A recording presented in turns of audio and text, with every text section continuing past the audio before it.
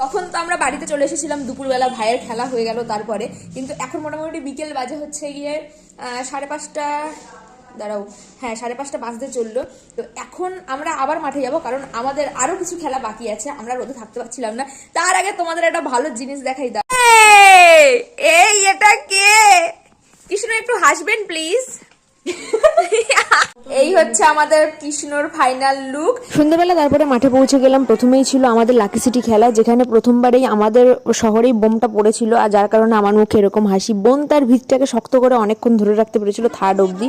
তারপর যেমন খুশি তেমন সাজাতে এরা হয়েছিল, বাল্য বিবাহের একটা কনসেপ্ট করেছিল। আর এখানে এই দেখো ছোট্ট রাম, আর এটা হচ্ছে আমার ভাইজি, ও সিস্টার সেজেছিল। শ্যামাপ্রসাদ স্মৃতি সংঘের হেলথ ক্যাম্পের একজন সিস্টার সেজেছিল ও। আর কিন্তু এই ক্যাম্পটা দাদা প্রচুর খেটে খুঁটে তৈরি করেছিল, ফার্স্ট প্রাইজও পেয়েছিল যদিও। দেখো সবার চিকিৎসা করছে, আবার এটা কিন্তু প্রাপ্তি ছিল ওর, প্রচুর খেটেছে। এদিকে আমাদের কৃষ্ণ তো দুরন্ত, সোজা হয়ে দাঁড়াতো